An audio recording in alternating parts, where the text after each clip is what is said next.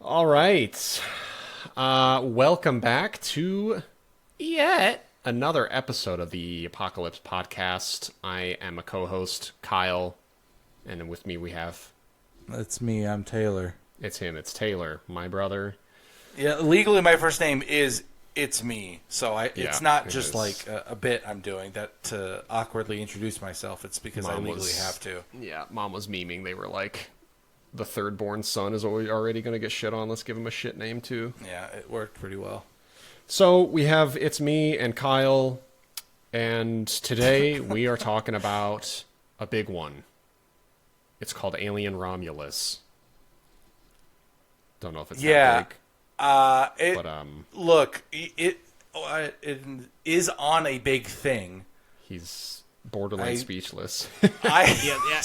Look, there was so many avenues in which a bit could have been derived, and I was at we the went with the worst crossroads, and I just had action paralysis. I couldn't decide on either street, so I just stood there and stuttered and chose nothing. Let's just get into it, dog. Okay. All right. So let's do it. We don't really know what the other one thinks of it yet. I'm gonna go ahead. I'm gonna go first, and I'm gonna say I gave it a 2.5 out of 5. Okay. What did you give it? Don't say anything else. What'd you give it? 2.5 out of 5. Fuck yes. Yeah, that's why I thought it was Okay. if I had to on a 10 point, it'd be a 6 for me. It's one that was how. But I that's a rated it, was 3 out of 6 5. Oh yeah, that's the magic of 2.5s. Yeah, isn't it? Okay, that's but how the math works it there. was like in my head, I'm like, at the end of the day, like nothing is a true 5 out of 10, like a complete average in my brain. So I try to push it up or down. Yeah, it's just the balance between things for me. And I think I liked it a little bit more than I disliked, but it wasn't by a large margin. You liked a little bit more than you disliked. I think that's how I felt as well. Okay. That's pretty funny. A 2.5 out of 5 or a 6 out of 10 for Taylor. I'm sticking to a 5 out of 10. That's what the math would dictate for me. Dude, okay. First of all, I have been told, shout out to Jake Johnson, he hated this movie, utterly hated it, because, this is what Red Letter Media said as well, that it's like kind of just a bunch of callbacks. However, turns out if you don't watch any of the other Alien movies and you don't understand any of the references, they're not callbacks. And Holy it's just a shit, movie. Kyle. All right, I don't like to interrupt, but this is the exact thought I had in my movie mid-watch. Yes. I was like, this feels like they took every Alien property and like if they're like, fuck it, if this is you can only watch one Alien movie, this is like the on average gonna be the best one to watch. It'll hit all the different notes and kind of take an idea from a movie and remix it a little bit to make it a little bit more interesting version of a different movie. And like in the first 30 seconds, they call a doctor Dr. Finch. Oh, I don't know mean what that is. David Fincher, Alien 3 director. Oh, Lord have mercy on me. See, I was already primed to know that there was references, and I heard that I was like, "You motherfuckers, Dude, you couldn't help yourself." Yeah, okay. I guess I wasn't paying enough attention to even put that together. I knew he directed Alien 3, but yeah, like that's the type of stuff I know I'd be eye rolling at if I were more keen on the references. But I've seen Aliens one time, and I was like, "This is fine." I don't know. I don't really remember it that well. Not a big fan of. I was gonna say Cameron Diaz. What's that fucker's name? Mr. Cameron. Oh, James Cameron. James Cameron. Except Terminators, those are obviously phenomenal. But yeah. So and then I didn't watch Alien 3. I didn't watch like Alien versus Predator. Maybe I did when it came out, but literally no memory of that. I just There's also an Alien 4 that isn't Alien versus Predator. Just so you know, there is. Yeah, there are 4 Alien movies. It's a quadrilogy. What's the Alien 4? Alien Requiem, I think is what it's called.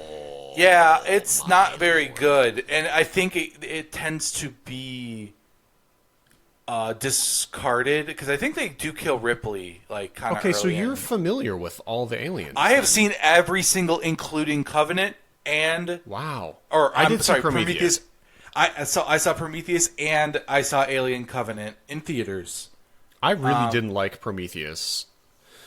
I liked it when I first watched it, when it first came out, and then I rewatched it a couple years later and was blown away by how bad it was. Couldn't believe I liked any of it. So there is a lot of Alien Covenant and Alien Requiem. Prometheus.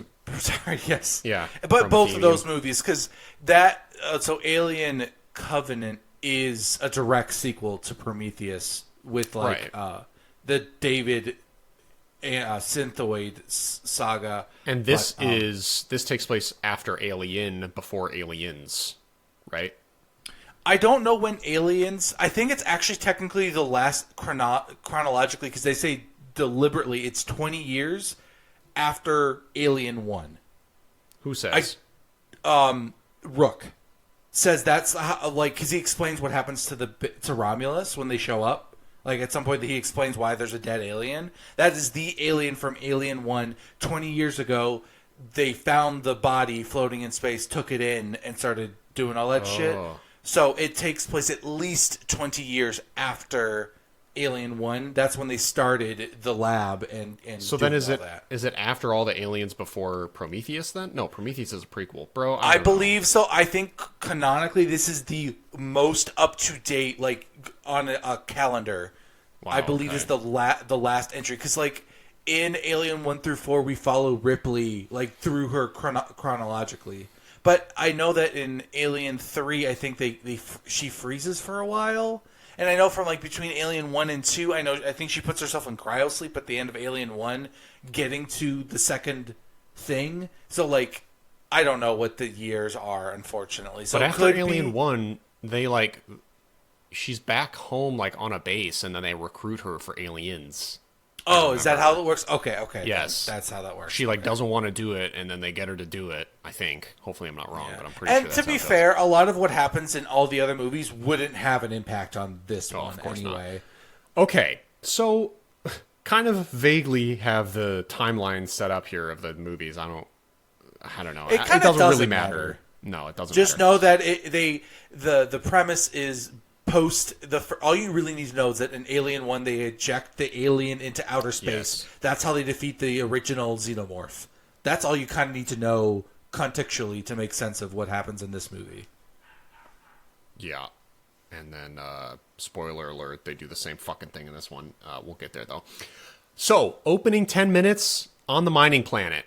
Unfucking believably cool. Oh my god! I was so I wish the whole movie took place here, and I was depressing myself because I'm like, I know it doesn't take. It's gonna be on a ship, so this has to end. But god damn, was it cool! So fucking grungy, great world building in that short amount of time. Like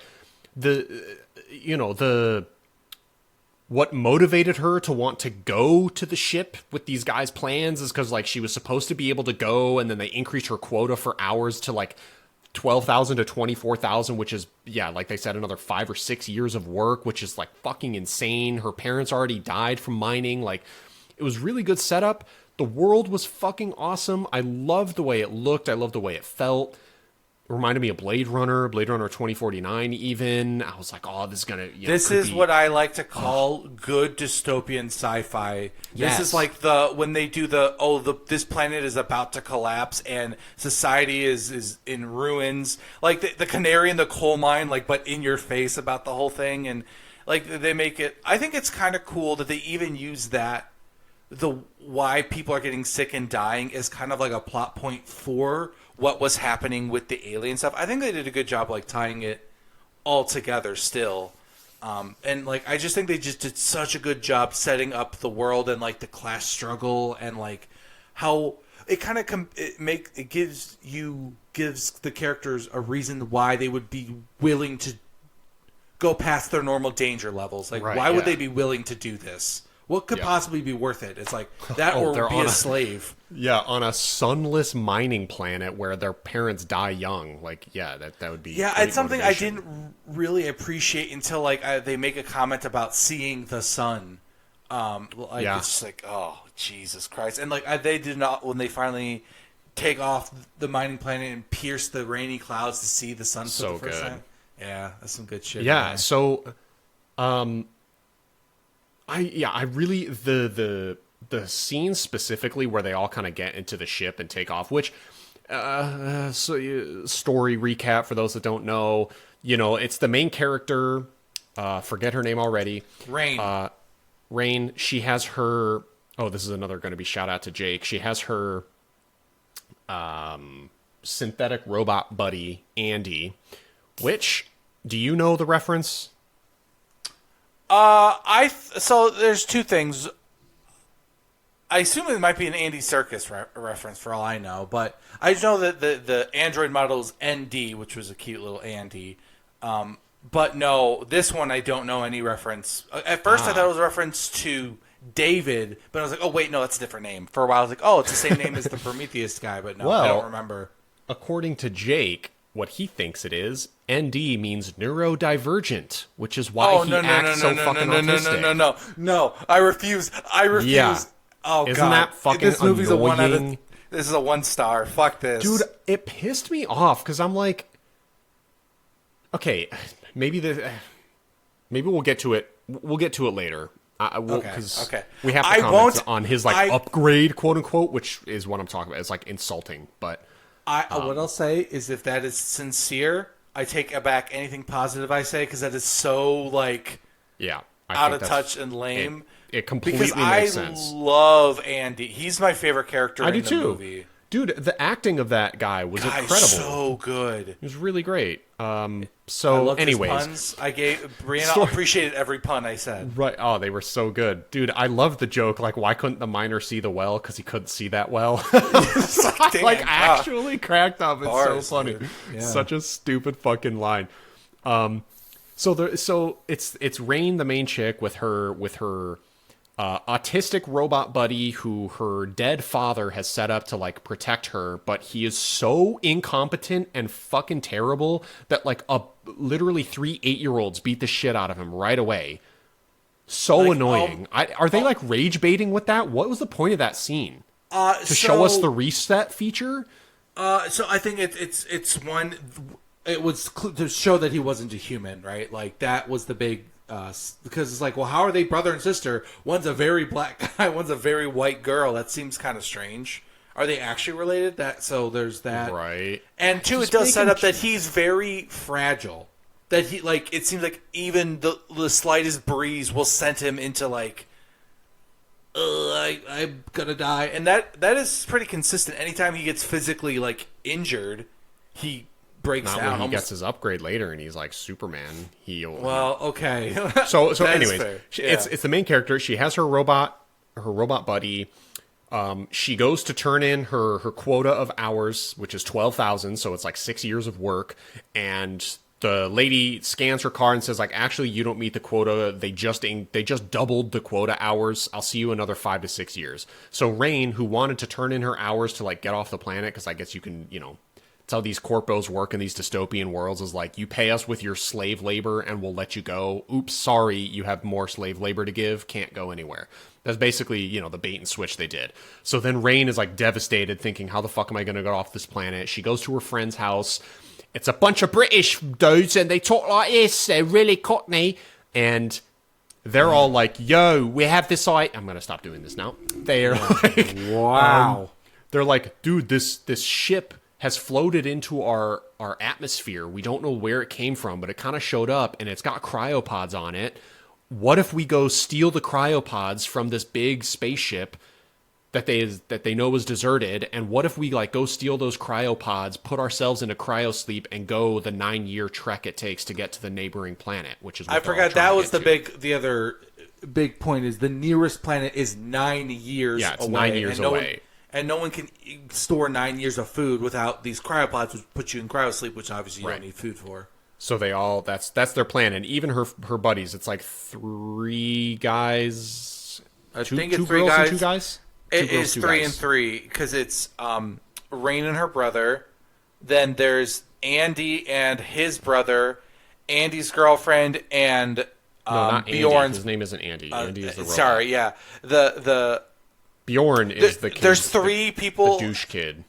Yes. And so regardless, it's a group of 6. Which, by the way, why do they have this spaceship? That was something I was asking myself watching this movie.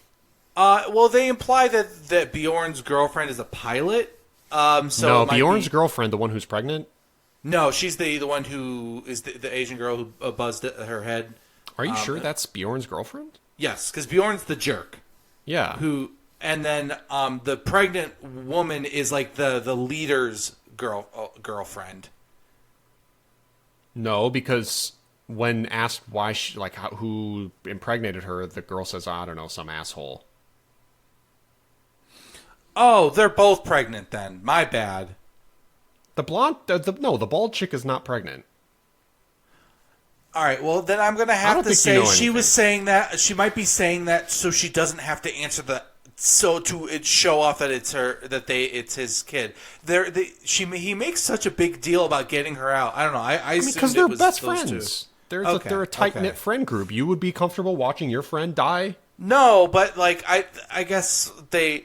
By the nature of the film, they kind of set up him to be almost more upset about her in particular over anything else. I don't know. And I'm saying I'm making some leaps there. I'm saying that was on me. I think he gets over it pretty quick because that's just the way they wrote the movie, and I don't think they're dating at all. And I think that's fair. I think if they are not dating, it makes more sense, honestly. Yeah.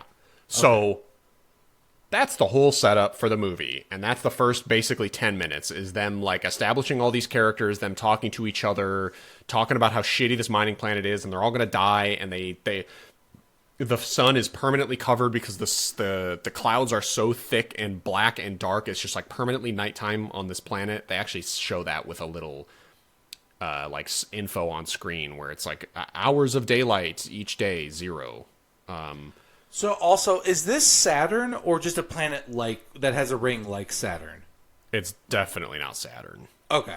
It's just some planet. I also love the trope that they do in these dystopian movies where like once we've explored planets and like the idea that humankind has gotten off of Earth, it's like how do we still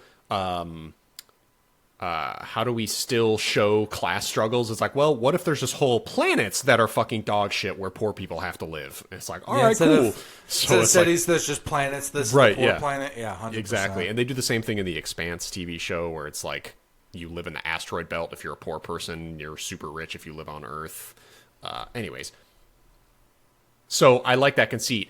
What I wanted to comment on, too, was the spaceship launching scene. So after they've talked to each other, after they figure out, like, oh, this ship has drifted into our area, but there's no one on it. Our life scanners are showing nothing, but there's sleep pods on it. Let's go get it. There's also another concession, which I wanted to talk about. I don't know if it's clever, but I liked it. There was a couple of them in the movie where instead of just being the typical stuff, it's like, they had clever ideas to put more pressure. I can't think of the right word right now because my mind is thinking faster than I'm talking. But basically, it's not just like, go up to the ship and get what you need and then come back. It's like, by the way, this ship has 3 days before it drifts into the asteroid belt and gets destroyed. So when we go up there, we only have 36 hours to get what we need. Which yes, I just realized now is not 3 days. That's a day and a half. 12 hours per day. Duh. I will agree that it's more or less it's the gravitational pull is going to get pulled into the ring asteroid belt of this planet. So I like that there was a clock on it because normally they would have to invent another reason why danger would be there, but they present it even beforehand, and I think it works and it makes sense. Like I don't feel like that's way out of question. And the thing that they even set up to that they scanned the derelict ship is already like kind of off the grid tech. Like they shouldn't have access to the computer that's found this thing, which is why no one else has gone up there yet either. That's at least the impression I got.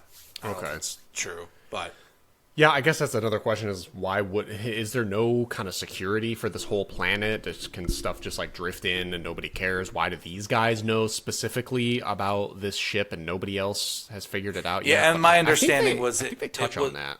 Was like this weird old computer that had the same like tech as oh my god, what is the name of the company in Alien? Wayland? Weyland-Yutani. Yeah, maybe. It was their branded computer, which is why it was able to find it. That's what I thought they had said early on. And that's also why Andy sense. is considered like an inferior old model, because he's the same tech, right? Yes. Yeah.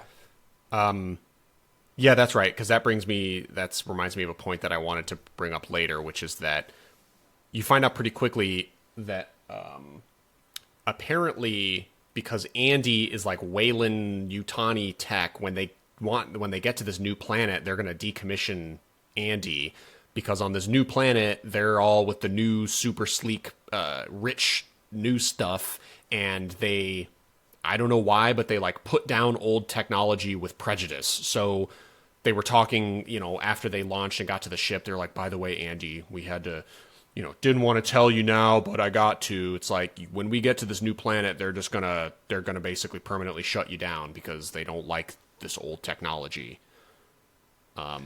So the reason they bring that story up is they keep mirroring each other, right? So they establish Bjorn's mom died because an android determined, or synthoid determined, that saving 10 miners is more important than saving 3, so he sealed these 3 miners in the cave as gas was getting out, killing them. And like, so they kind of view life as in like a mathematical absolutes. So now here's like an inverse scenario where Rain knows that she has to tell Andy, hey, when we get up there, we're going to have to turn you off, but she just doesn't have the guts to tell him.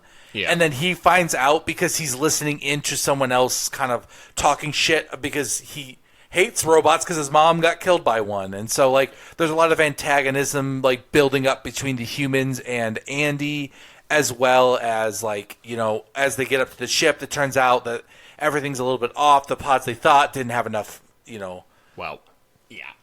Ice, and then they showed off the gravity well. So, like, there's a whole bunch of tension building between everybody. Because I did want to say that, like, I like almost everyone. There's no one I should have, like, find bad besides Bjorn, but he's, like, kind of like the guy who starts the tension. Like, I understand his role in the story. And, like, there is some at least understanding why he's a fucking loser, right? He's an uneducated, poor guy who's had a really terrible upbringing. And like, okay, sure, he's a dick. Makes sense. Yeah. Well, one thing before we get to the like rest of the movie, the spaceship launching scene I really liked, and I actually found it very comparable to First Man, which is a movie that I watched and thought you should watch, but I don't, we didn't want to talk a bunch of sci-fi movies in a row, which ironically is what we're doing anyway. The launching scene was super. It was very unglamorous. It was very rough. Like the ship. I'm talking in this movie too. It's the same way in First Man, which is what reminded me of it. But as they're launching off of this planet, the clouds are really dark, and the ship is kind of old, and it's got like very old school kind of big buttons on it, and it's shaking and violent and loud and screeching, and the characters are kind of scared, and it was just.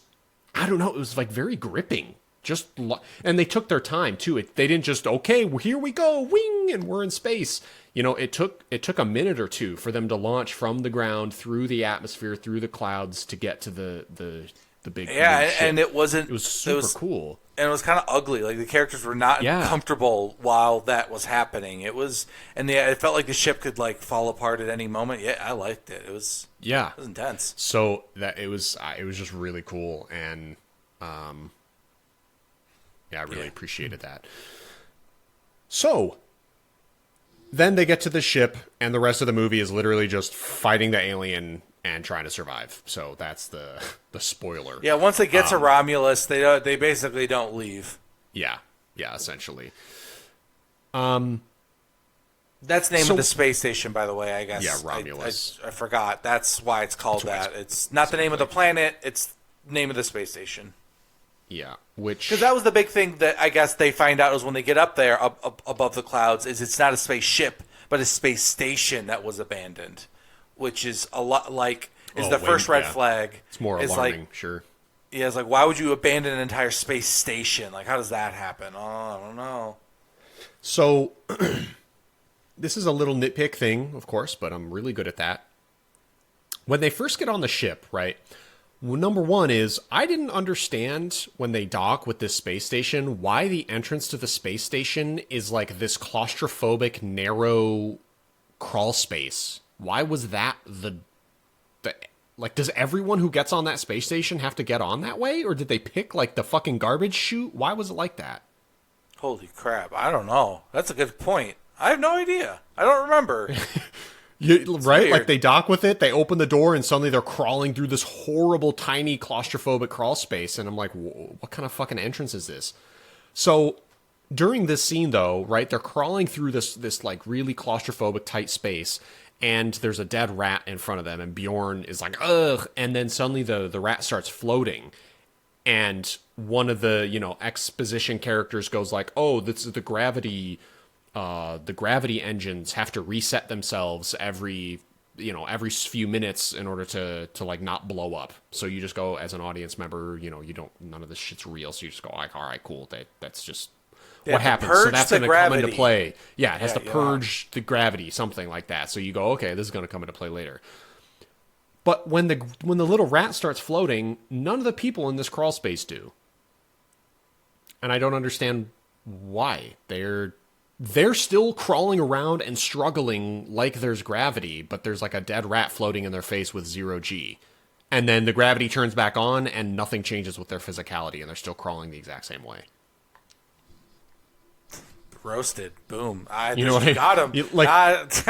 When the gravity turns off, immediately they should have been lighter and able to just like pull themselves up really quickly through this crawl space, but they're not. They're all still, seem encumbered by gravity, even though there is none. So that was just something I noticed where I'm like, okay, maybe little things like that are going to start to bother me as this movie goes. That part was stupid. Let's see. I'm trying to consult my notes here, unless you have more things to say. They oversell back injuries in this movie.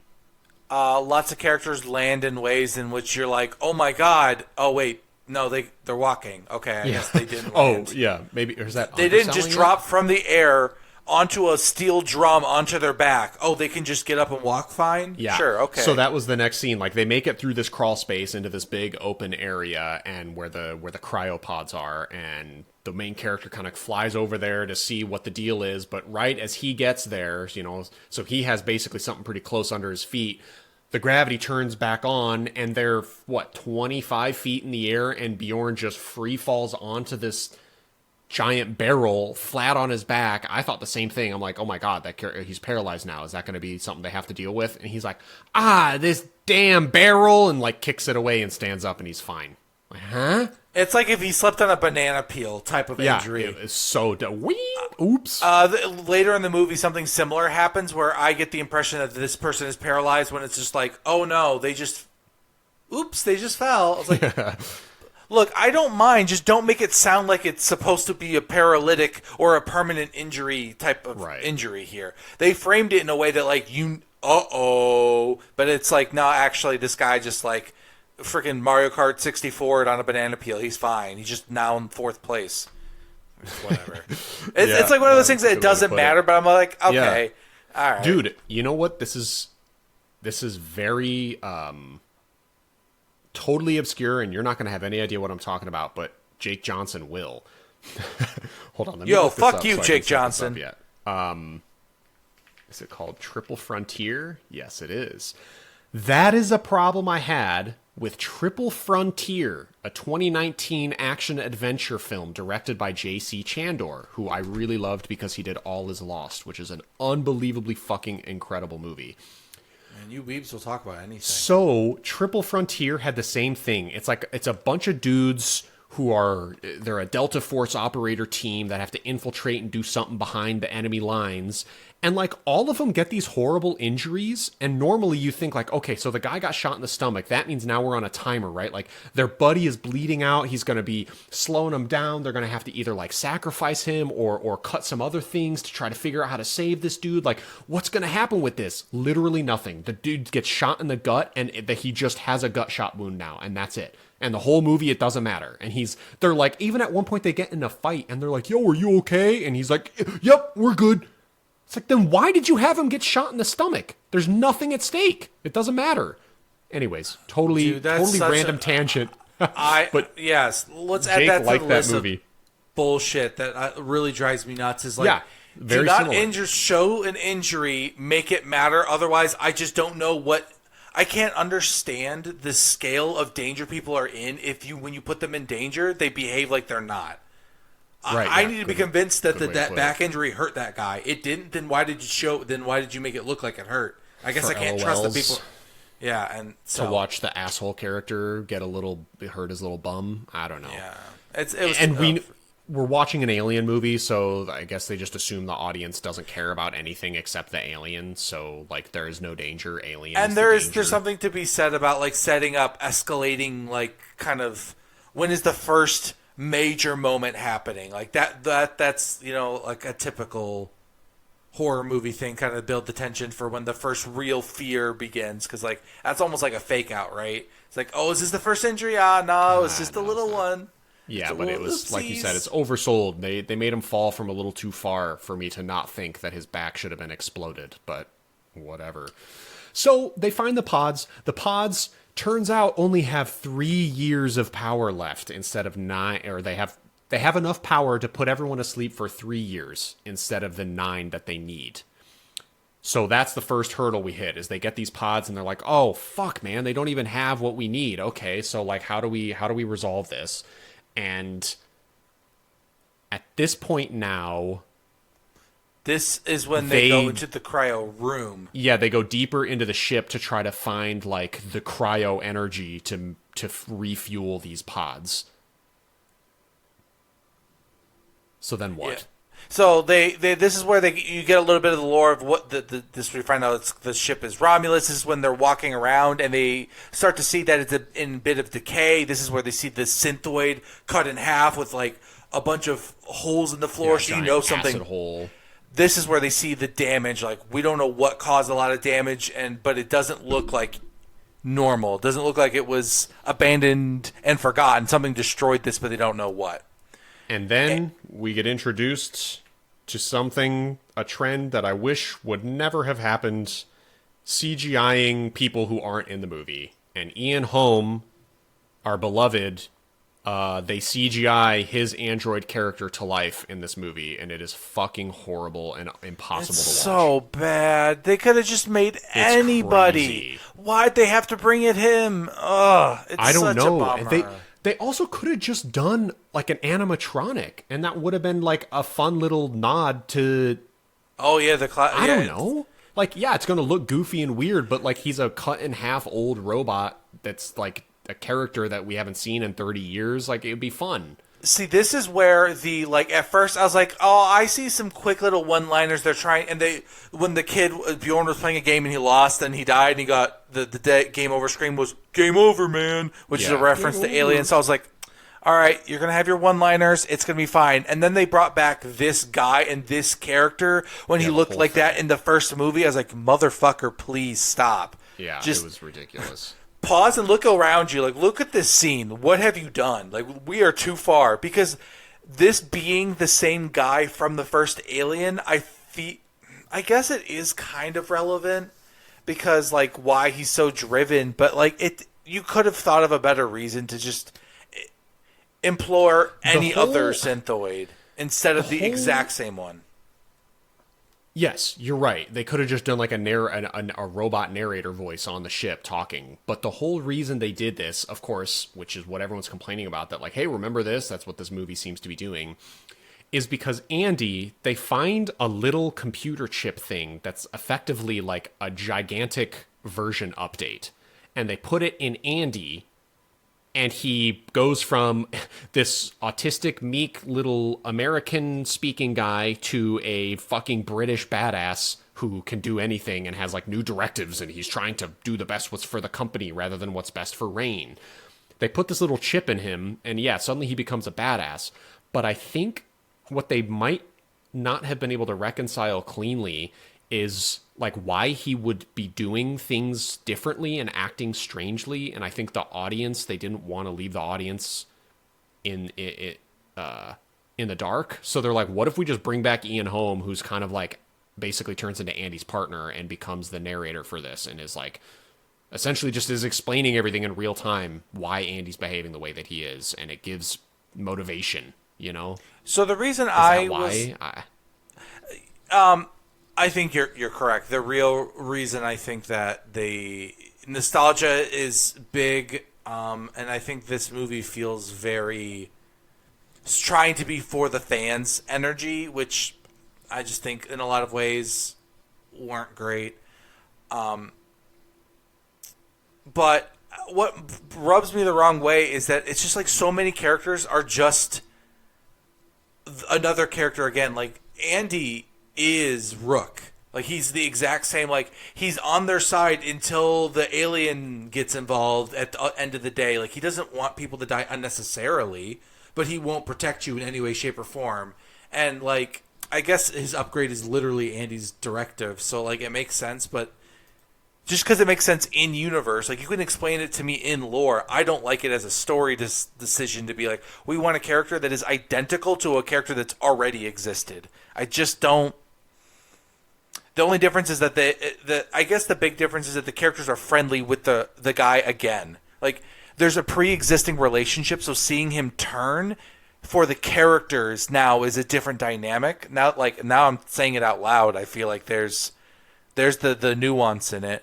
But, you know, Rain and Rain's friends, like, do know Andy and like him before he starts to turn. So when he turns, there is hesitation. And that gives when the movie tries to be a little bit more philosophical about, like, what is humanity and what does it mean to be a human a little bit when they talk about abandoning people when they're in danger.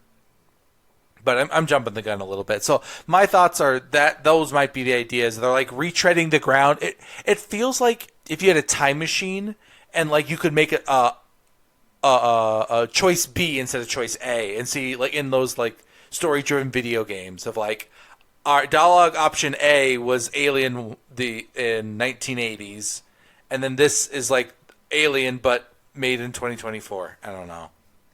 I said a lot. It's fine. Don't respond to any of it. It's so all garbage. you were saying the name Rook. I'm not familiar with that name. What is Oh, that? that's Ian Holmes's character. That's the name of the synthoid. His name is No, his Rook. name is Ash. Ash. Like, but his code name is Rook in the movie. Oh, is it really? Yeah. That was kind of like. I'll double check while you're saying stuff, but I'm pretty sure. I just have the wiki up and it says his name is Ash, but I don't know that. Yeah, it says Rook is a damaged robot science officer, and maybe that's the name he goes by on that station instead of.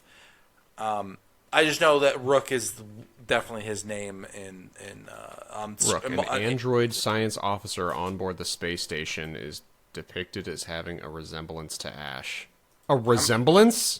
Yeah, look, it does look. While just they're like him. while they're not the same person, they share similar knowledge and operating systems. You know, it just occurred to me, I'm a moron, that this isn't even the same spaceship from Alien 1, so it makes even less sense that we would see Ian Holm on this fucking ship. How fucking dumb, dude. Give me a break. So what they're saying is explicitly that like he is just one of He's many a model, yeah. Yes, that's there's the Ian Holm model. Mm-hmm. Ugh. They didn't, so they could have wrote that out. They chose to lean into that. Yeah, see, this is the kind of stuff I just like wasn't paying enough attention to while it was happening because I just didn't care. So I was right once again, yeah. But unfortunately I was correct. Yeah, no, it's not the best thing to be correct about. Okay, wow, so that's annoying. So so they took the chip out of this thing. Well, so then wait, then how does Rook, how does Rook still have his directives if they took that chip out of his thing? This is the problem with a lot of science fiction movies is the sci-fi wumbo jumbo that they do, where they kind of just say things fast and move that you, when you stop and think about it, like, wait, this doesn't make any sense. You didn't explain how this works because you took the upgrade out of Ash, but it's like this. But then that means that Rook shouldn't have the directives anymore if.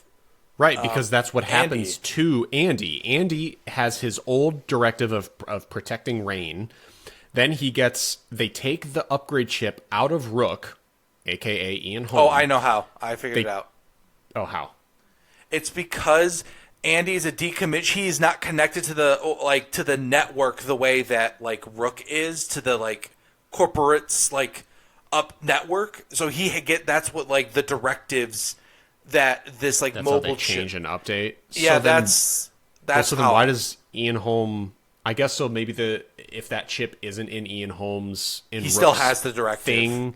He still has the most updated directive, but without that chip, he wouldn't get any further updated directives. Yeah, like because I think the upgrade is in addition to having it's like the most recent firmware. I'm trying to make sense of it, not to justify it. I'm just trying to make Right, it make it's- at least okay. some sense Yeah, I because guess you're it right. does. Logically, there's something missing here. It is not explained. So yeah, 'Cause I they take agree. this chip. They take this chip out of Rook, like while he's still unconscious. They put it inside Andy, who then suddenly becomes like way more serious and badass and like a lot more driven. And his directive, instead of just kind of aimlessly wandering and being a puppy dog to Rain, he's like he now has a mission. And so suddenly they're all kind of following his lead, and he's trying to keep them, I guess kind of keeps them from dying, but he's not directly protecting them. Like the first scene, right? Everyone was talking about, it's in the water! I know, it's in the water! Everyone was making fun of that because of how fucking British these guys are. But they end up in this room full of water trying to get the cryopod thing. They're in the cryo room, but Yes. the tubes are locked in and they have to warm up the room to get them out. Which is why now water is happening because there's so much ice that the machine starts freaking out because it detects intruders, it's locking it down, and that's why the room's heating up. Because they detected someone trying to steal the cryo tubes. So they're locked in the room. Andy and Rain are on the other side along with Bjorn's girlfriend, the shaved Asian-haired girl. They're on the other side of the room, and then Bjorn and the other gang are in there, because now that's where at the end of like the previous inhabitants of this camp got all of the aliens like frozen in the cryo room. That was like their last effort to contain the problem was to freeze them here. So now they are The unfrozen. parasitoids is what they're called? Yes, sure. You got it. And like they do establish that more or less these are the perfect organisms. You cannot starve them to death. They will just put themselves in a coma and pull themselves out. That's more or less, you just can't kill them without like literally shooting them to death. And even then when you do, they kill you back kind of shit. So you got the alien, the face huggers swimming around, and they really make them much more of a presence than any other alien movie. The face huggers, they're in this a lot. They are, and yet they do nothing. They do one thing one time, and then the rest of the time they do nothing. Everyone just runs away from them or dodges them. The classic, they are trying to sell this threat of like, what if there were 100 of them? But they also, unfortunately, set up the threat that just one is so powerful. So then you are constantly conflicted between, and like they did try to use some science to make them, less powerful when they realized they track people by heat signature. So when they match the heat in the room, like, at least it makes sense why they aren't. Right. But then that science breaks and that they still never get them. The one thing I do think that they really nailed in this is making the face hugger experience like more unpleasant for the viewer. They made that like what they are shoving down your throat so much more clear, and you see it. It's so gnarly. So gross. Well, yeah. So what I wanted to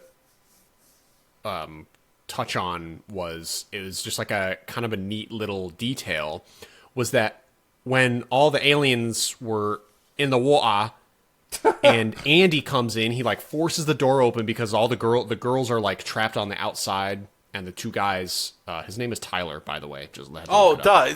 Why would I forget? Son of a bitch. I don't know. It's close to your name. So yeah, Tyler and Bjorn are trapped inside the room with all these 24 face huggers waking up, and then Rain and the other girl are trapped on the outside. Actually, there's two details I want to hit here. One is a good one is a bad one. The first is the bad one. One of the face huggers, this actually comes up twice. Its character's not reacting normally, and it has to do with guarantee you it has to do with post-production. So there's a point where Rain has her like hands on the glass, right, and her face is like right by the door looking in like, guys, they're trying to fucking kill you. And one of the face huggers leaps at the door right into Rain's face, and it smacks off of the glass and falls down. Rain literally does not have a reaction. I don't know if you noticed that part.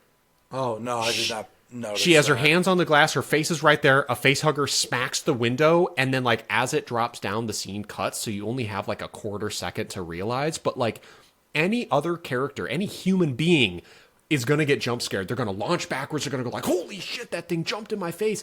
She has literally no reaction, and I guarantee you it's because they filmed that scene and then added the stupid CGI thing later and didn't think about like, oh, yeah, wait, if it jumps at the glass, she would have freaked out there. I don't know, just cut it really fast. And that's the soonest they could cut it and make the CGI work. So that's exactly what they did, and I noticed it. So good job. Glad I missed it. The good thing about the scene though that I liked was that when Andy finally like reboots from his upgrade, which is why he's been incapacitated during this. I just remembered that's why he isn't here like saving them more quickly, because he's like rebooting and getting his updates. Once he gets updated, he runs over to the door like, oh, by the way, this is something we haven't talked about. I know we're all over the place. Andy, because he is a synthetic, they needed him to come to the ship because a bunch of doors and locks don't open unless you get a synthetic's approval.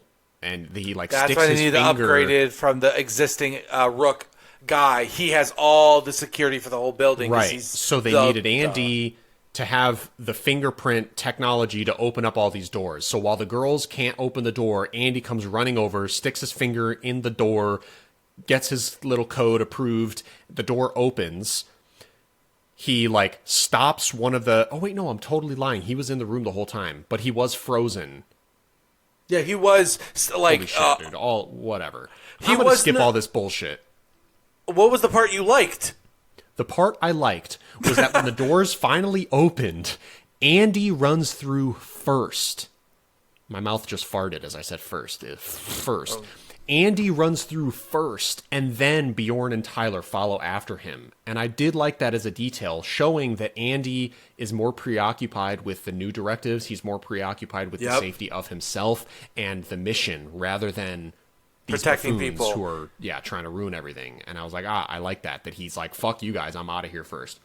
I will say, this is also they were setting up in this scene when they couldn't break in to save the other people. Is this dichotomy of some characters like doing everything they can to try to be like, I don't care about the risk to me, I want to save my friends, and other people being like, I don't want to put my like, sorry, if it's you or me, it's me. I'm not helping you, And though they're trying to set up different characters, different tensions, and people seeing how characters really act under pressure, and Rain is being shown as someone who will put herself in danger to protect other people, whereas her name Catherine, maybe the Bjorn's girlfriend, was the first and about the only human to be like, no, if we help them, the aliens will come after us. She was more worried about her own life. And what happens is they open the door, the men get out, and they close the door, and then the facehuggers get out after them, but then they break the glass anyway to get out, indicating... right. So I feel like that was a good highlighting of, like, it didn't matter, right? Like, you should have let those people out because, the aliens would have figured out a way out. You could have at least tried. So, like, that, to me, was a highlight of showing that, like, the movie wants... I think the message will be that you should try. That is the right thing to do. Maybe that's we'll give it. It's just something I picked up. I'm not even sure if that's the movie. That's just a thing I noticed. There are a lot of scenarios in which it's you have a choice to save somebody else but put yourself at danger, or guarantees other people's safety. What do you do? And is it logical to save the most or guarantee save the most and risk? Anyway. One of the face huggers that does get out of the thing wraps up the girl. Yeah, the Asian girl. The one. So there's two doors. They break out of this glass door. They're all running down the hall. All the characters are running away from them. Then a huge door gets closed that, like, okay, now they're definitely not going to get through this one. But one face hugger just, leaps the leap of his life through the door as it's closing, grabs the Asian girl right on her face and wraps up around her. They all try pulling the face hugger off of this Asian girl, but as they pull on it, the tail gets tighter and starts suffocating the Asian girl, so they're kind of left like, if we try to pull this face hugger off, it's gonna like decapitate this girl, so we have to just sit here. And then Andy, Stone Cold Andy is like, well, if you try to pull it off, she'll die. If you leave it on there, it appears to be her vitals are fine, so maybe we just leave it on her for now and see what happens. Which we all know he probably knows. Yeah. I mean, we know too as an audience, and we also know that Andy probably knows. He even mentioned specifically, like, they eventually get it off by, like, freezing it off with the cryo thing. Yeah, it's the tail that's wrapped around her neck. And right, they break the tail off, and then Andy goes, like, let's just hope that it didn't finish the job. And they're all like, what do you mean? Because they don't know anything, of course. And it did indeed finish the job. So Asian girl... I'm gonna jump ahead because I was just gonna say I wanted to jump ahead to like the big piece is when the chest burster scene in this. Yes, that was incredibly intense and brutal and dark, and I really loved it. Even if it was a little cheesy, like with the like X-ray vision, like I kind of was there for the thrill. Like it felt kind of like a roller coaster a little bit. Like it was almost, it knew it was a little over the top. I don't know, and like. Having the girl walk in on the other girl as it's happening, and like I don't know, it's so morbid and messed up. I just thought it was really fun in a weird way. Yeah, no, that part was cool when they showed the X-ray thing earlier. It was like a 2-second scene. They have this X-ray gun where you press it up against yourself and it like illuminates the inside of you and you can see through it. And she like puts it on her arm and you can see all her muscles and her bone. And when she gets back to the ship, just her and the pregnant girl are on the ship, and there's some strife here because it ends up Bjorn, the pilot, and the pregnant girl all end up back on the ship, and they leave like Tyler and Rain and Andy on the space station. They're trying to get away. Yeah, because it's because Andy finds out that she's got the eggs and starts chasing after Karen. I'm gonna call her Karen because I don't know her name. Because he's like, we can't let you leave. Like we need the specimen, and that was the idea. Is they thought that Andy was trying to kill her, so they were getting on the ship. And Andy's like trying to bust out. That's what it was. It's like Andy's chasing after her, and he wasn't explaining why. So nobody. That's the why there's tension. Is like there's no one. Andy's not stopping to explain what he's doing, and he's not responding to anyone asking him. He's just Terminator sprinting after them. Yeah, because he's got a directive. Yeah, he's a robot. So that's why there's tension. Okay, and then that's what causes more strife too. Because they try to take off and like they bust the ship off of the airlock because the pilot, the girl who gets the face hugger on her, she starts feeling pressure in her chest. She's like, oh my God, what's happening? She takes the X-ray thing, puts it on her back, and you can see the chest burster in her chest swimming around. And it's like, ugh. This is another thing. She didn't react how she would. The fucking thing, she has this X-ray device on her back. You can see the chest burster headbutting her rib cage, and it shatters her ribs. It breaks her ribs apart to get closer to the flesh so that it can burst out. And the whole time, she's not like screaming in pain. She's just like uncomfortable. She's like, kind of making noises like that.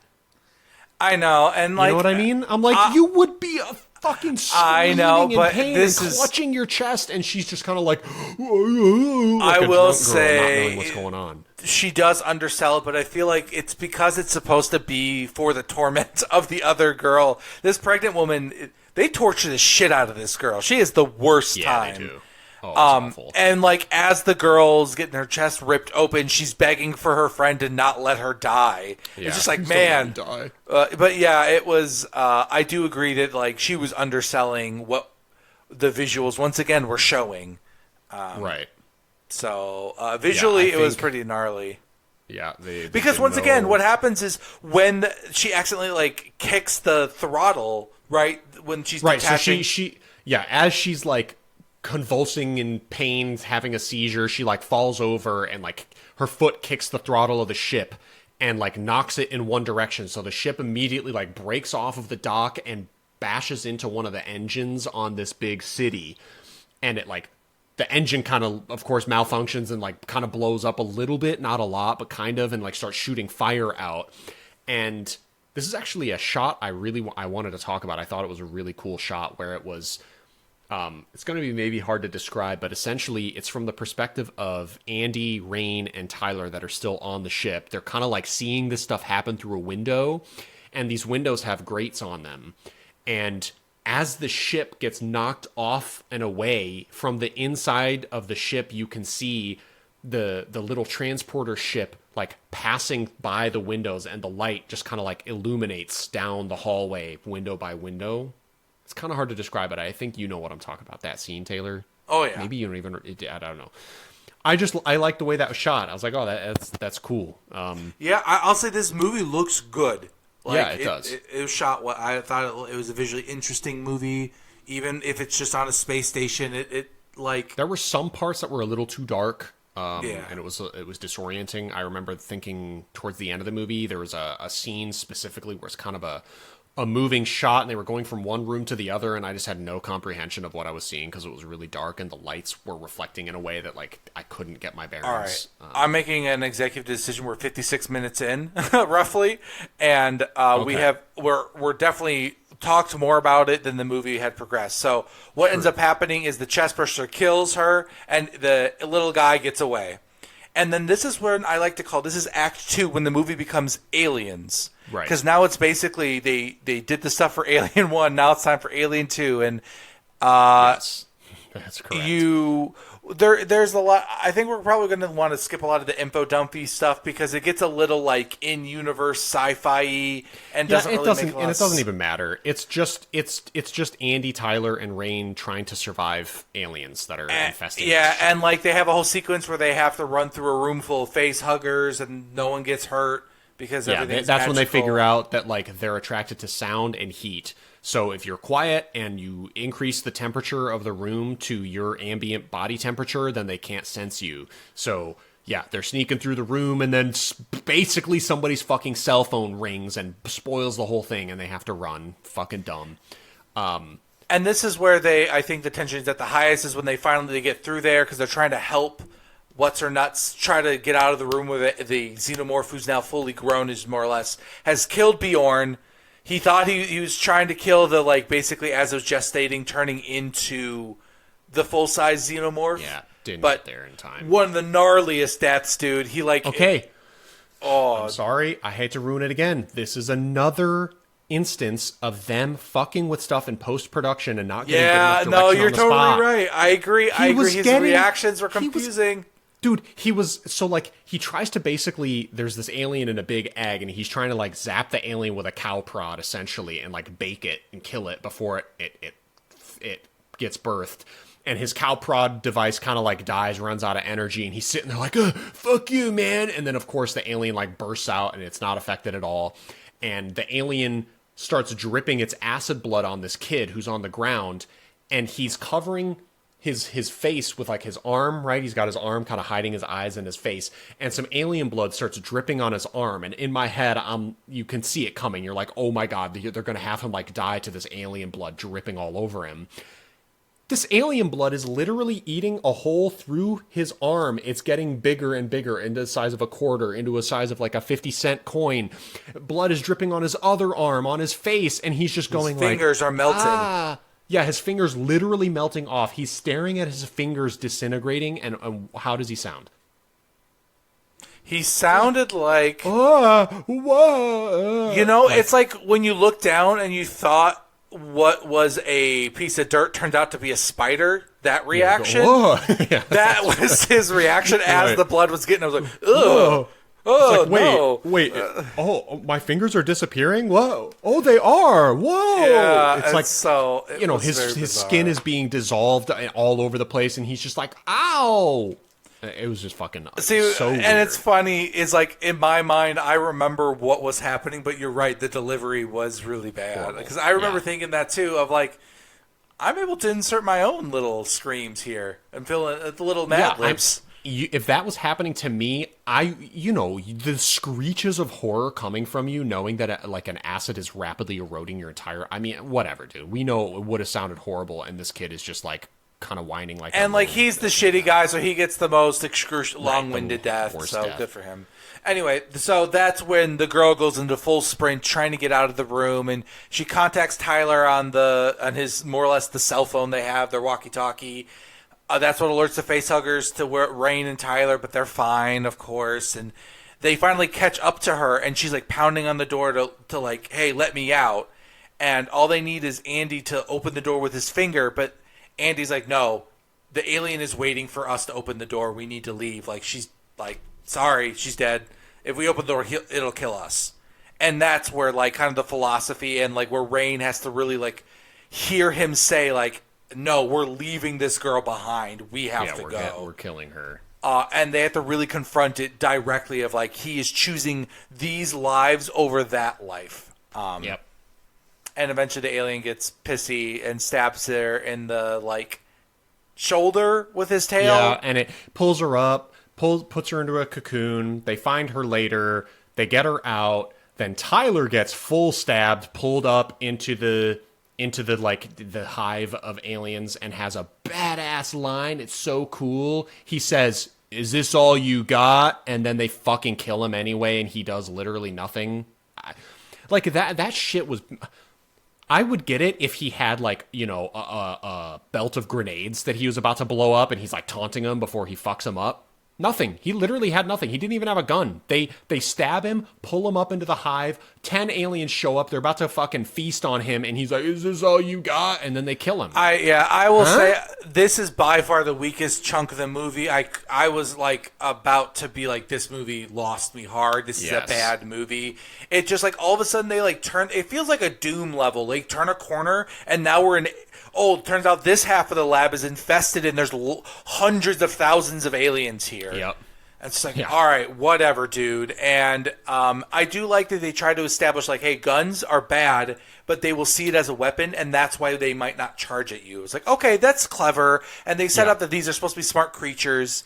And I love that they end up that they're like, yeah, let's turn off the gravity so the blood doesn't fall on us. Okay. This sequence I wanted to talk about because I fucking loved it. So okay, I was curious if you were going to think it was cool or dumb. No, this is another great. This is a great. I was calling them clever concessions because there's a few of them in the movie with the the ship on a timer floating into the asteroid belt. Which, by the way, that timer has now increased because earlier the engine got bumped and it like is like hyper accelerating and now only has 15 minutes before it went from 36 hours to 45 minutes. Yeah. So now they're in a dead like sprint to get out to survive. Right, I forgot about So then that. this other clever concession is they're on the base floor of the ship. And Andy says, if you shoot them and they bleed on the floor, it's going to open up the ship and destroy it and cause a vacuum and we're all going to die. So, like, we can't shoot these aliens right now. And I was like, that's fucking cool. I love that. Yeah, I forget. Yeah, that's why the main reason. Then to circumvent it, they remember, oh my God, the gravity stuff. So they're like getting backed into a corner. The aliens are kind of creeping up on them. They are realizing, like, wait, they're not shooting us. We can maybe kill these guys. Convenient turn off gravity button right next to her head. I liked that. She's like, sure, well, where else would it be, Kyle? Right, yeah, like, oh, it's somewhere else? No. Oh, the anti-gravity button right here. So she hits that button, then just goes fucking hog wild. And they do establish the guns straight up have auto aim, so at least it makes sense why she's a badass. So like you can't even like be like, what? She has no training. They literally say like, nobody does. They demonstrate it has auto aim. You like press the auto aim button and it like locks onto your shoulder and then it. Anyways, so it starts killing all of these aliens, and because there's no gravity, the aliens, the way they're like spinning as they're dying, it's causing the blood to kind of spin as well, of course, how zero-G works. So she's blasting all these aliens, and it's creating this sort of like tornado tunnel of just swirling, circling blood that's like kind of touching the edges of the walls and starting to burn stuff, but it's not obviously like melting through fully because it's not dripping. There's no gravity. So her and Andy are having to like, pull themselves through on a railing and dodge the big blood here. And then at one point does something cool. She's about to get a fucking face full of alien blood and she shoots her gun up to like knock herself down. It was just a cool little sequence of like circumventing. It was creative. Yeah, it was very creative. It was really cool and fun. And then, of course, the gravity turns back on right as they're like they get out of that room, so then they're not affected by the vacuum effect. Now, at this point, Andy had been knocked out, and Rain took the opportunity to take out his new directive super chip, which wouldn't make sense that he would go back to normal, because according to the science of the movie, he would have been fully updated from being hooked into the system. So I don't know why he went back to normal. It doesn't really make sense taking the chip out. Yeah, they couldn't think of a good way to explain it. They took the chip out. He goes back to normal, which, for the record, for all of our listeners out there, not my friends, LOL, I'm obviously not upset that they're depicting like an autistic person in the movie. I'm pissed because it's like considered the inferior version. He's like a downgrade, which I guess they're trying to make some kind of commentary on it, but it just felt insulting to like have this in the movie at all.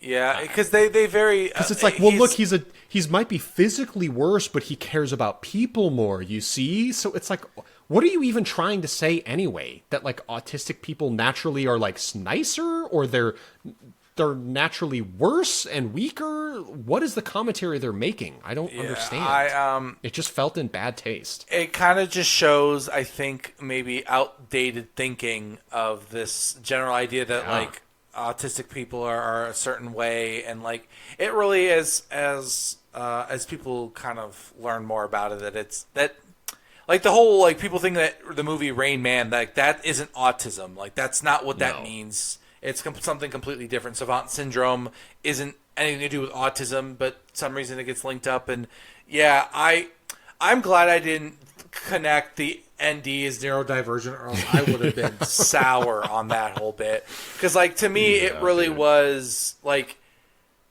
At first, I thought I might have been thinking maybe he's not supposed to be autism coded, and I'm just like reading into it a little bit. But if you got that reading out of it too, then I don't think it was just no, for sure. Yeah. I think they were trying to say that, like being cute, like it's almost more human to accept your neurodivergencies than try to upgrade yourself out of them. Maybe that is kind of and like that. I think is probably a better message, but I don't think that's accept really yourself, how. Sure. And you're choosing Alien Romulus to have this message? I don't know. It could have been handled better. I agree. I don't know. If it wasn't for, and I didn't know how you take this third act, but if it wasn't for this third act, I'd be so pissed off about this movie. Yeah. At this point. No, it was cool. Beginning 10 minutes and some clever stuff in the latter half made it a 5 out of 10. Really, that's what it was. Because as we're saying, everything else kind of sucked and was boring. What ends up happening is some bullshit. Is one of the aliens catches her at the bottom of this giant pit, and right when the gravity comes on, because they need more things to create more aliens. So at least there's a reason why they're not actively trying to kill this girl. But is this where Andy comes in to save the day and he says his catchphrase, or is that the So what I was mentioning before we went on that autism tangent was that Andy gets knocked out at one point again while upgrade. Oh, no, I already said all this, right? And they took the chip out, and so he's downgraded. Yeah, Rain took the opportunity to take the chip out and like downgrade him back to normal.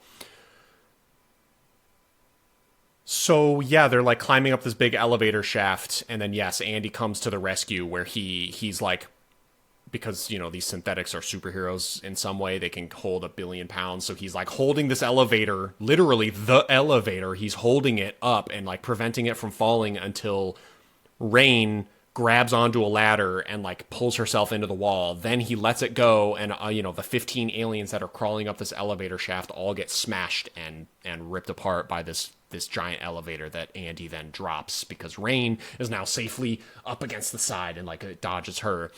But of course, the super alien, who's also really, really smart, hides in a fucking nook and cranny himself, and then he pops back out, tries to kill Rain. Andy kills the alien instead and says, what's his catchphrase? Something. Oh, fuck. It's the one from Aliens, and everyone loves, take your hands off her, you bitch. Oh, yeah. And but his delivery is like anti-delivery. Like, it's bad on purpose. Like, it's... Yeah. It's like they were trying to like put a middle finger to all the references. Like, hey, here's a bad version of it. Fuck you. I don't know. It was weird. Yeah, it felt like an intentional bad take, and I didn't get it. So, anyways, then a timer starts counting down 10 seconds. Hold on, I'm impact sorry. the asteroid in 10 seconds, and they basically teleport from the bottom of the ship elevator shaft into their escape pod. So there is some plot shit either. we skip past that sets up the third act. The third and final act, which we just got to get to. There's the Prometheus bullshit blood. Yeah, basically the pregnant chick injects herself with it because she's like bleeding out, and this is like it's a 50-50. It might save her life, or she'll bleed out. And the idea is she's like, all right, I'm going to take. So boom, so that Rain and her and Andy are all that are left as survivors. Pregnant and then girl, yeah. It's just like an Alien 1 where she's in her underwear and she's kind of got a shaved head and just right before the cryopods to go to sleep. Anyway, the pregnant girl gives birth. Okay, this we got to talk about. So the pregnant girl injects herself with the Promethean blood, makes her baby super grow in her stomach, and she gives birth to this alien-human hybrid engineer from Prometheus hybrid baby thing. And it is honestly awesome and creepy as fuck, dude. I cannot emphasize how good this is. This, just the unveiling and the shape of it alone to me was worth me rolling my eyes for the past 45 minutes. It's hard to even describe this thing, but it's about 8.5 or 9 feet tall. It's like super kind of, it has a body of kind of like Gumby. Yeah, oh my god. Reference that a lot of people are going to know is Gumby, but that is such a good call out. Yeah, Holy it's like shit. really long legs and arms, but like also really kind of flat and thin and bizarre, and his neck is like 2 feet long, and he's got this like no chin. His neck just turns into a head, and he's got this fucked up, disturbing kind of like pulled back mouth smile thing and full black eyes. So this whole thing is like pale white, translucent almost too. It's just a fucking freak. It's so creepy. What I envision if I'm trying to tell someone what they're trying to do is like if they took the xenomorph and tried to make that level of alien but make it human. Like what would a human look like? Because that's the general idea is like this black goo forced her embryo to grow into this. So this is like this is what I like. I feel like this is if Prometheus was good of like they were trying to get to this moment but they fucked it up. This was such an incredible reveal, and like how when it was like the woman who gave birth to it, at first it looked like it was going up to her and it was like wanted to feed off her. I could tell at first it was like going for her boob. Mommy? Yeah, but it ends up like it's like tongue mouth thing it gets shown off too, and it's just like so like the aliens have a little mini alien head for a tongue. This guy, it's just like this it looks like a leech kind of just like with spiky teeth. Yeah, it's your tongue, but with a face. It's so it's like and like on its back it has like what looked to be like ear holes, and it was just so exhaust disgusting. Pipes, I don't know what the fuck they were. It was got 4 of them on its back. I have never seen something in the Alien universe besides the original Xenomorph that has like instilled any level of excitement from me. This design is just so fucking inspired and perfect for it. So then it becomes like kind of an Alien 1 homage where it's one new alien. At least now it's kind of more intricate. It's a different type of hunter hunting them around their space station, and it's just Rain and Andy. But they get separated and stuff, and like the chase scene, it's you go ahead. That turns into, this is what I mentioned earlier, that the beginning of this movie and the end of this movie are identical to Alien, which it's like, it wasn't even an homage. It's literally the same thing. Like you said, she's in a t-shirt and like basically, underwear shorts. And she has to quietly get into a space outfit thing because her plan is to shoot this thing out into space and like open a door and shoot it out into the vacuum of space, which in a roundabout long way she does. She's got to, go through some trial and tribulation and ends up in a big room thing and gets out, whatever. It's not even important. And I don't think that interesting. The new Alien, I don't think really showed any other tactics other than like it seemed like it was the same creature, just looked different. I think. Yeah, basically, it was just like it was a little bit sneaky and it could climb on walls and shit, and it was trying to get to her. And it was just exciting to be like a new type, and this thing having a face and it's smiling and seeing like humanoid teeth in it, just like made it feel I can literally see it in my head. It's so what I loved gross. about it is this reminds me of, like, I mentioned Evil Dead, like his work in horror, like that feels like much more of a horror movie. Like this, like the horror part of sci-fi horror. Like it's not it's oh man, I was obsessed with it. I was so excited about it. But so cool. But like in a lot of ways, the chase was like any other Alien chase. It was fine. I think it was serviceable at the end, Yeah, because the alien design was so strong, that's how good it was that it made me like okay with how much middling. And it's still kind of insane. This is still the second best Alien movie out there. After all I've said, all I shit on, it's still the second best one. Is definitely better than this one. I have to watch Aliens. I haven't seen it in a long time, but yeah. I will say the end scene too, because we didn't talk about like going to the asteroid belt. The asteroid belt was kind of a thing in the end of this movie. Yeah. She basically pushes out this alien into the asteroid belt, and they get very close to this like ice-filled asteroid belt, and she essentially like dumps the cargo part of her ship out into the asteroid belt, which has the alien in it, and their ship is like 2 feet away. It's like about to crash into the asteroid belt as well, and then it gets to pull up and away.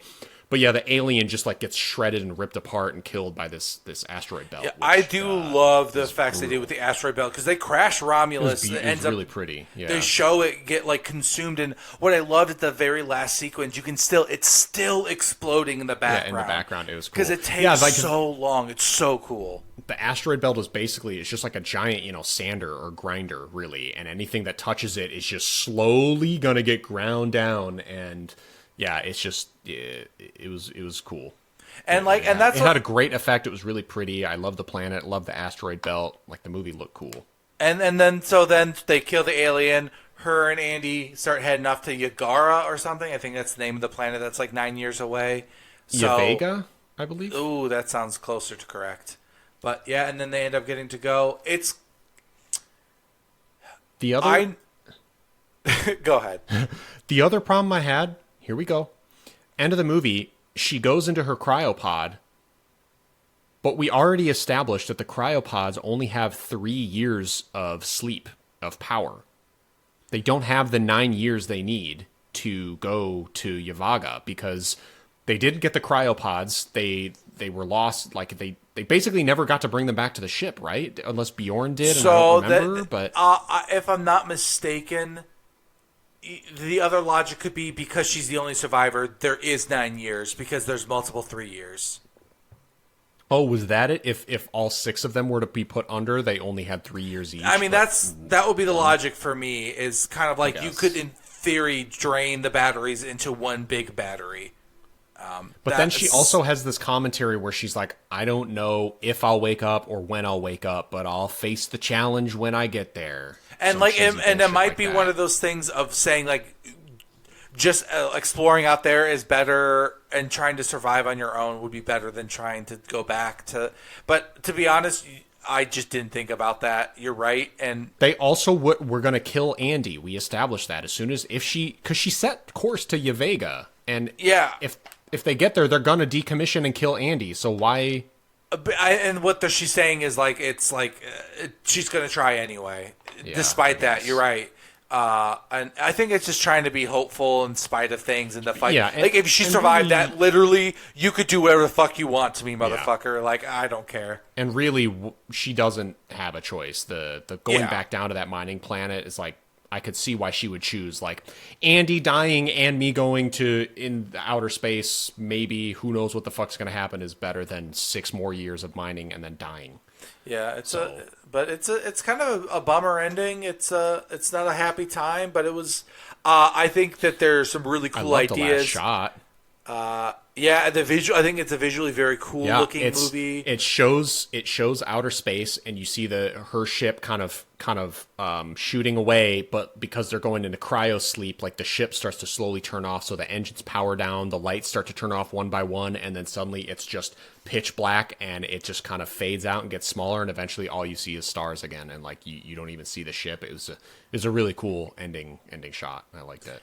Yeah, so I definitely, after talking about it, I definitely still think 6 or 5 is accurate. Yeah, I think that the bullshit is also user dependent. I think a lot of stuff that we were annoyed by like a lot of people wouldn't get as bothered, which is why I think the reviews seem accurate. I think a lot of people may not be as worn down by the references or not realize the references, so they just become like that was me a scene. And so like I think a lot of that stuff can work better for other people. But it's not. It wasn't. It would have been a more intolerable experience if I was acutely aware of all these references. I would have been eye rolling a lot more and sighing and like, oh my god. But I'm the glad only thing you I did. really recognized was Ian Holm. Obviously, I was like, Jesus Christ. And it never looks good at any shot. It never did. Nope, not a single one. Never looked good ever. It was awful. Speaking of things that are awful, you know what that means? We're out of here. Next week, we're talking about Civil War. Is what we're going to try to do. And hopefully... Did I ruin your punchline there? Well, the punchline was that Civil War was terrible. Oh, Civil and it War was up is to you awful. to determine if I meant the war or the movie or both. Yeah. But it wasn't a good bit. Yeah. All right, well, until the next Civil War. Yeah, Civil War next week. Thanks for your time, everybody. All right. Bye-bye. Bye-bye.